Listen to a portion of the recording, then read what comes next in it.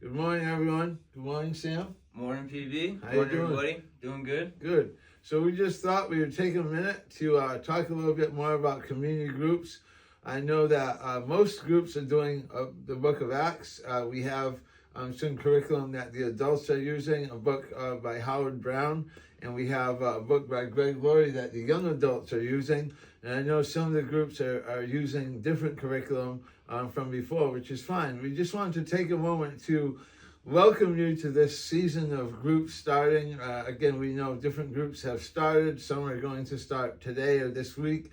But we just want to encourage you.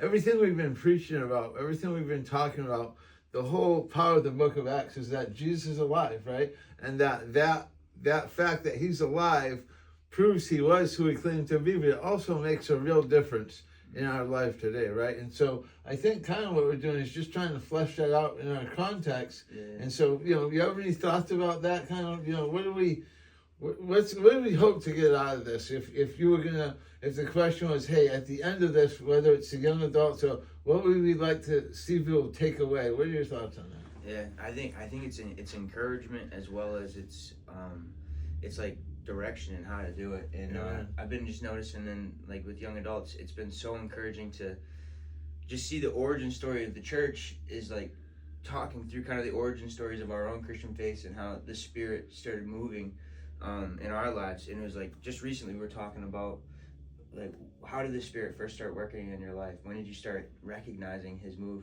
And it was so amazing to hear the different stories and how even some of us were involved in those stories. Right. And now, like, we have purpose with that, just as the church had purpose with that. Right. They had to go now use what they had found and be witnesses with what they had experienced. So it's just been, it's like wrestling with the text and wrestling with our own stories, and now trying to figure out, okay, now how does this play out in real life, and how do we move forward? Right. So. And I think, when you touch on our stories, I think that's a key. And we've talked a lot about this recently, and we've heard testimonies of people recently, and you don't realize sometimes until you hear somebody's full testimony, their story and where different people fit into their story. And one of the exercises the community groups have done, which we always encourage, is at some point, have people write down their testimony, whether they share it with the group now or maybe later, but to get that written down of,